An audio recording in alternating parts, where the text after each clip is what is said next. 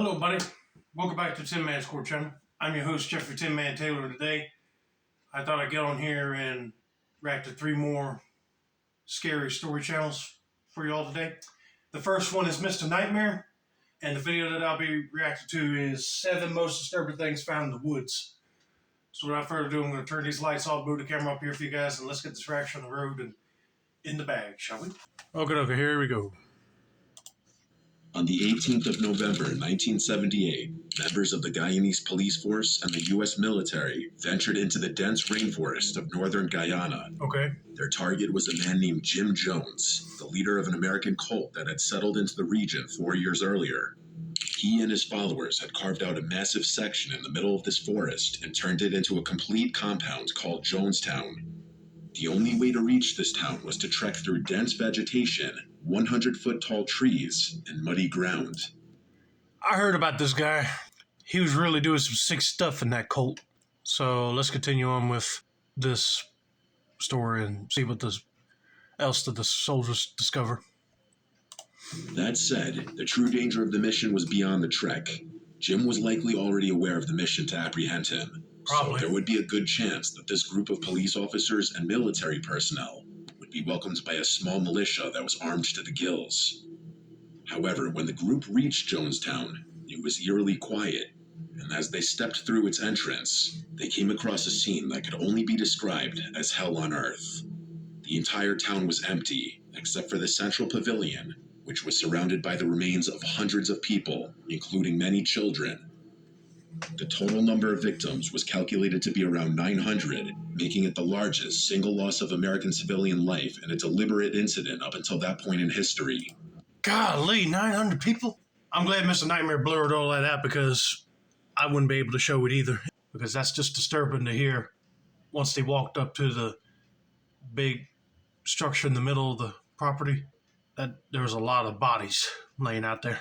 He probably convinced them that they were there to hurt them, so they were brainwashed to take their own lives, basically. That is just so sad to hear. And while this was initially considered an open and shut case of a mass shooting, the reality was far more horrific than anyone could have imagined. Jim Jones' cult originally started as a church in the U.S., but as it became more popular, it started garnering criticism from the media and the government for Jim's support of communism in places like Soviet Russia. So in 1974, he moved deep into the rainforests of Guyana to escape the scrutiny, and a large number of his most loyal followers went with him.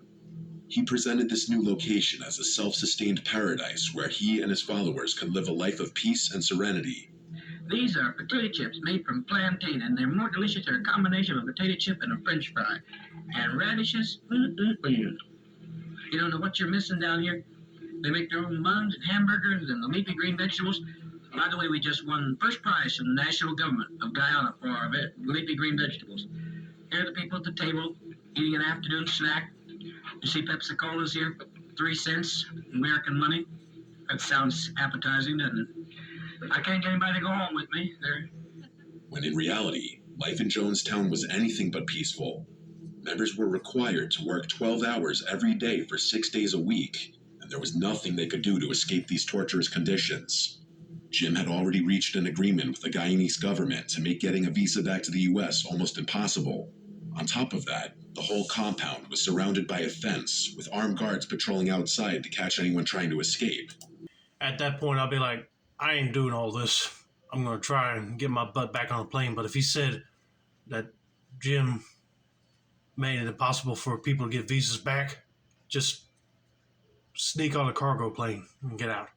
I mean, someone with a brain would automatically know that if you join his group and you see a bunch of armed guards, you should think, this ain't no church. This is a cult that don't mind taking lives just to show that you're not going anywhere. But as time went on, relatives of the cult members still living in the U.S. began urging the government to bring their loved ones back home. So in November of 1978, Congressman Leo Ryan and 17 other people, including members of the media, visited Guyana to investigate Jonestown. They reached the headquarters on November 17th and began their operation, looking around, talking to people, anything they could do to learn the truth about Jonestown. Surprisingly, things looked just as carefree and jovial as Jim had portrayed in his promotional videos. A Of course, it later came out that Jim had actually run rehearsals on how to convince Leo's delegation that everyone was happy and in good spirits. But even then, the truth didn't stay hidden for long. That night, two members, Vernon and Monica, secretly passed an ominous note to the delegation that read, "Dear Congressmen, Vernon Gosney and Monica Bagby, please help us get out of Jonestown." This prompted the delegation members to ask others if they wanted to leave as well, and 9 more cult members found the courage to come forward. This even included one of Jim's closest men, shedding light on just how bad the living conditions in Jonestown truly were. The next morning, Leo's group took these members to the nearby Kaituma airstrip so they could return home. But just as they were boarding the planes, Jim's henchmen pulled up in front of the plane in a truck and opened fire, killing 4 people, including Congressman Leo Ryan. Back at Jonestown, Jim gathered the members at the Central Pavilion and told them to drink the poisoned grape flavor aid. In his words, this was the only way to escape the American government. We can't go back. We won't leave us alone. They're now going back to tell more lies, which means more congressmen. And there's no way we can survive. In the end, while many brainwashed cult members agreed with Jim and drank the poison juice willingly, others, including children, were forced to drink it at gunpoint. Some were even injected with cyanide or shot outright. You have got to be freaking kidding me. I would like to know who in the world told Jim to go send his henchmen to the airport to go shoot some of those people for leaving. Because these people that wanted to leave were scared. And then all of a sudden this sick, crazy a-hole was forcing his people to drink that poison grape aid just to convince his brainwashed members that the government won't bother them. I said, they're bothering you, not them. That dude was nothing more than a mind-controlling snake of a leader. The American military was on its way to Jonestown as soon as it became aware of the shooting at the airstrip. Unfortunately, by the time they got there, it was already too late. The sheer scale of the tragedy, combined with the fact that many of the victims were forced into it, turned it into the most haunting sight those soldiers or anyone has ever found in a forest. May those victims rest in peace, and I know that Jim Jones guy will be getting some sort of punishment for all of his sick ways. So let's get to story number 2. On April 4th, 1922, a mechanic named Albert Hoffner visited the Gruber house located near a forest in Weidhofen, Germany. The family had hired him to repair their barn motor a few weeks earlier. However, when he reached the house, he noticed something strange. The cows and dogs were making a lot of noise in the barn, yet the rest of the house was completely silent. He tried knocking and calling out to them many times, but no one came to the door either. Assuming they weren't home, he waited in their yard for an hour before deciding to leave. But just as he was about to leave, he noticed that the door to the motor room was unlocked. So he decided to repair the motor anyway and come back for his payment later. After finishing the repairs, Albert wanted to inform one of their neighbors about his work, but the home was completely isolated, with the closest neighbor over half a kilometer away. With no other option, he made the detour and knocked on the door of Lorenz Schlittenbauer, Gruber's closest neighbor. Lorenz, however, found the empty house extremely suspicious. He knew the family well and figured they would have informed him if they were going somewhere. Yeah, that is sort of strange. A guy came to work on the motor on this farm, and the family's not there to pay him. They're either dead in the house or was taken away by kidnappers, but I don't know. Let's just see. So later that evening, he joined 2 of his neighbors to go check things out for themselves. Sure enough, the house was just as empty as Albert had reported. As they were looking around the house, one of them noticed that the door to the machine area was also unlocked. The 3 entered through this door. After examining the machine room, they decided to check further by breaking open the barn door connected to it. However, the horrific sight they witnessed on the other side of the door likely stayed with them for the rest of their lives. At first, things looked normal. But then, one of them spotted what looked like a human foot sticking out from a pile of hay. Oh, hey, This no. turned out to be the remains of 72-year-old Kazelia, the head lady of the house. As they got closer, they also noticed 3 more bodies scattered throughout the barn. These included the head of the house, 63-year-old Andreas Gruber, and his 2 daughters. Things became even more gruesome. They also discovered the remains of Andreas's 2-year-old grandson Yosef in his stroller, with his skull crushed in, as well as the family maid Maria in a different room. So right off the bat, that tells me somebody broke into the house, deleted the family, and just hid most of them in the barn next to hay and left the baby in his stroller. Which I'm still mad that they would kill an innocent baby like that and crush their skull in. At this point, I'll be running back into the town to go get police to investigate this. Someone had murdered the entire Gruber family and left without getting caught. Later investigation concluded that the family was killed 4 days earlier on the 1st of April. But what made this already horrific crime even more chilling was that it was carried out over the course of several hours. The killer likely spent a long time in the house afterward, trying to hide the evidence by covering it with hay and blankets. The room with the maid even had clothes stuffed into its windowsill to make spotting her from outside more difficult. Most assumed this was the result of a robbery gone wrong. However, most valuables were still in the house, which complicated the case even further. Neighbors reported that the family had seen men staring at their home from the woods on multiple occasions. Their previous maid had quit months earlier, claiming the house was haunted, and someone had broken into the machine room a few days before the killings. None of these clues helped investigators find the killer, and since the home was so isolated, there were no witnesses. To this day, the Gruber family murders remain an unsolved mystery. Figure those guys had a opportunity because they were so isolated and nobody would see them. Because that is just wrong that they would delete them. Maybe one day this case will get some light to it and it'll be solved, but I doubt that's ever going to happen because there were no witnesses. But that is really gruesome. In July 2015, Mark Andre was marking trees in the dense Arcata Community Forest in California. Right? He worked as Arcata's environmental services director and was doing a routine inspection when something strange caught his attention. Just off the hiking trail, Mark noticed an unusual structure poking through the vegetation. He got closer and was shocked to find a cabin in the middle of the forest. What made this discovery even more strange was the fact that this wasn't a hastily built shack. It was surprisingly well constructed, with a stable cinder block base, plastic sheets to keep things dry, and even a lock on the front door. Someone had clearly spent weeks, if not months, building it from scratch. Mark immediately notified the park rangers, who spent the next few days staking out near the cabin to see if the owner would return. I heard about this case too. It was on Chillin' Scares channel, I think. But basically, I think somebody was trying to live off the grid. So they built that cabin shed right there, but they didn't expect nobody to find it. But that would be sort of strange to find in the woods. That is not supposed to be built on by any normal individuals without permits.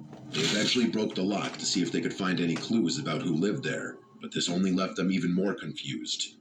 Inside, they found everything someone would need to survive in the middle of nowhere. Fresh water, a wood-burning stove, canned food, and even books stacked neatly on the shelves. It looked more like a cramped studio apartment than a makeshift cabin, yet none of the items inside provided any clues about the owner's identity. Since no one had returned after several days, rangers assumed the cabin had been abandoned. They followed proper procedures and left an eviction notice on the front door before leaving the site. But when Mark and the rangers returned to demolish it, they made an even more shocking discovery. The entire cabin had vanished without a trace. There wasn't even a single nail left behind. In its place was the international symbol of squatter drawn in charcoal. Yeah, I do remember that happening too. Whoever was living there got mad that his shed was discovered and the park rangers put a eviction notice label on it, so he just took everything apart and moved it somewhere else probably. But I forgot that squatters had their own symbol too. This raised more questions than it answered. How did the cabin's residents always manage to be away whenever the rangers visited? Exactly. More importantly, why were they hiding in the middle of a forest in the first place? It's possible this person was a criminal on the run, but even after a decade, no one knows the real answer. Which that is very scary because I think on Chillin' Scares' channel, he did bring up a point like there weren't even tire tracks in the woods for that guy to like to disassemble the shed and put it into a truck and haul it out of there. So I know this must have had to been more than a one-man job just to take that thing apart and move it. But that would be mind-boggling to me if I saw a shed in the woods and then when you go back, it's gone. That's very strange. In May 2016, a hiker was walking through a forest in Harlan, Kentucky. About halfway through his trip, he discovered a trail camera lying on the forest floor. Trail cameras are typically used to capture wildlife footage, but this particular camera didn't have any storage or battery. Assuming it was abandoned, the hiker took it home and gave it to a friend to see if it could be fixed. What neither of them knew was that this camera was actually a trap set by a madman. As soon as the friend connected a battery to it, the camera exploded. The blast was powerful enough to blow off some of the man's fingers and injure his stomach. Oh, yeah. I heard about this case too. Dadgummit. I cannot believe there's a sicko out there that would actually leave trail camera bombs on the ground, and then when people put a battery to it, boom, blows up. Almost like this person has something against the rest of humanity, to where if he would go this far and don't care who will pick it up and either delete themselves accidentally or blow up parts of their body. I'm sorry his friend had to go through that because the guy that picked up the camera didn't know that was going to happen. The device had been rigged to explode the moment it received power. After being alerted to the incident, authorities swept the area where the camera was found and discovered another trail camera with similar modifications, but it didn't contain anything that could help identify who placed it there. While canvassing local neighborhoods, investigators finally caught a break. 2 different people reported hearing an explosion at a neighbor's house several months earlier. That neighbor was 39-year-old Mark Sawaf. When authorities searched his home, they found buckets filled with bomb-making materials and a handwritten note that read, "Broken camera for a broken soul." He was arrested on June 21st, 2016, but before he could be officially charged, the police wanted his help locating other explosive cameras he may have left behind. During this trip, Sawaf tried to grab an officer's gun, likely in an attempt to escape. In the struggle, he was accidentally shot and killed. Before his death, he helped the police find 12 more rigged cameras hidden throughout the Harlan forest, but it's entirely possible that many others are still out there. It's possible, but this dude was so messed up in the head and didn't have a care in the world that he would rather delete himself in order to not tell the officers where the rest of them are, or he really wanted to grab that officer's gun just so he can delete them and run away. Well, it backfired on him altogether. Waiting to be discovered by an unsuspecting passerby. On November 10th, 1985, a hunter was walking through the dense woods of Bear Brook State Park in Allenstown, New Hampshire. He'd used this route many times before, but this time, something unusual caught his eye. Hidden beneath a pile of leaves and debris was a rusted 55-gallon metal drum. Curious, he walked closer, only to discover the chopped-up remains of 2 people inside. Authorities were alerted immediately. Later investigation revealed the victims were a young woman and a young girl. Both had been killed by blunt force trauma to the head, then cut into pieces and stuffed into the barrel. Oh, that just makes me sick in the stomach. Can't believe there's people like that that would not only delete somebody, but chop them up and put them in a freaking metal barrel and just leave them in the woods. But these people didn't think that other people that would be hiking in that area would have seen it and get the police involved. Sadly, both bodies were too disfigured to identify. With no leads, the case went cold until the year 2000. A state trooper was revisiting the area where the first barrel was found, hoping to uncover new clues. But instead, he came across something far worse. Another identical 55-gallon barrel, just 150 yards from the first one. Inside were the remains of 2 more young girls, both between 1 and 4 years old. They had been killed in the same brutal fashion, blunt force trauma, then dismembered. The discovery confirmed that all 4 murders were the work of the same person, but even with this new evidence, the case remained unsolved for another 14 years. Finally, thanks to advanced DNA testing, 3 of the 4 victims were identified. The adult woman was 24-year-old Marlice Elizabeth Honeychurch. The two children were her daughters, 7-year-old Mary Vaughn and 11-month-old Sarah McWaters. That's like a punch to the stomach right there, because this woman right here is a young mother living her life with her two young daughters, but they were taken away by a sick, twisted, evil SOB of a human being. I don't know about you folks, but seeing that baby's picture right there makes me want to get teary-eyed because she didn't even get to experience life. This identification helped narrow the investigation, but didn't immediately reveal the killer. Eventually, DNA tests pointed to a man named Terry Petter Rasmussen. And you're not my doctor. And both stories have their footings. Maybe she hurt herself, and you're concerned about that getting out, that she's harmed herself. No. Okay. If you're thinking, is she suicidal, Ken? Unbeknownst to the authorities at the time, Rasmussen had already been arrested for the 2002 murder of his wife. He was sentenced to life in prison and died in 2010, long before anyone linked him to the Bear Brook murders. Although the case is technically solved, many questions remain unanswered, and with the killer no longer alive to face justice, the story remains one of the most disturbing and unresolved tragedies ever uncovered in a forest. Oh, don't worry, he'll be facing justice, but not from our judicial system, but from a more higher divine being. But it's just sad and heartbreaking to hear that a sick SOB like him could delete these innocent girls. But I know they now can rest easy, and they're safe now. A man walking his dog near Ashford, Washington, made one of the most disturbing discoveries in Red Elm Woods, an isolated forest known for its lack of maintained trails and almost no cell service. He had taken a rarely used fire road about 2 miles in when his dog began growling at a thick patch of underbrush just off the path. There was a strong, rotten smell in the air, bad enough that he initially assumed it was a dead animal. When he went to investigate, he found a shallow pit, roughly 5 feet across. Inside were 6 large bundles wrapped in black plastic sheeting and duct tape. Heavy river stones had been placed on top of each one as if to weigh them down. One of the bundles had a tear near a corner, and through it, he saw a human hand. He backed out immediately and contacted the local sheriff's office. A forensic team was sent in the next day. What they uncovered was grim. 6 wrapped packages, each containing partial human remains. In total, investigators identified parts from at least 4 different victims, all dismembered and sealed in layers of plastic and tape. The victims had been killed in different ways.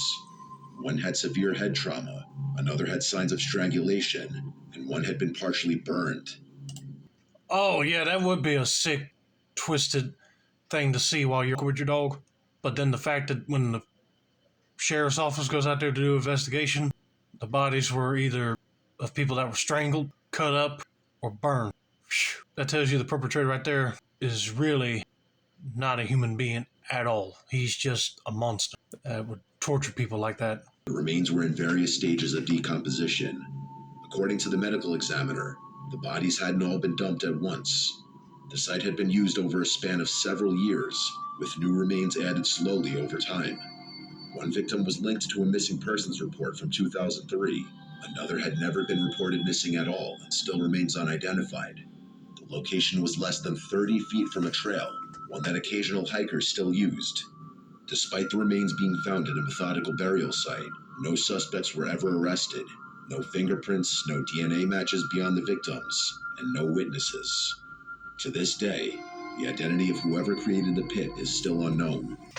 Well, hopefully they do figure out who did that, because he don't need to be on the streets and walking around in the woods ever again. He's a danger to society, because you never know, he might pull a stunt like that again.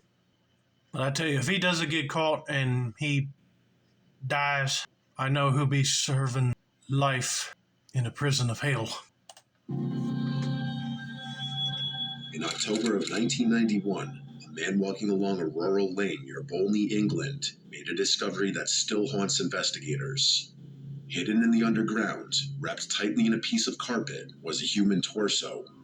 The head and both hands were missing, The arms had been cut cleanly just below the elbows, likely to remove identifying tattoos. Forensic analysis determined the victim was a physically fit man between 30 and 45 years old, likely of southern German origin. There was no match to any missing persons report in the UK. The precision of the dismemberment suggested that the killer knew exactly what they were doing. Whoever they were, they had taken deliberate steps to erase this man's identity. Investigators launched Operation A23, a massive task force involving 60 officers and more than €150,000 in resources.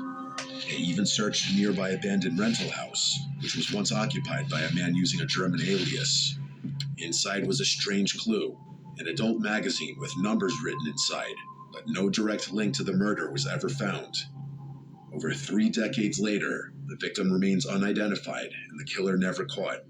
All that's left of the case is a name given by the media, the Bolney Torso.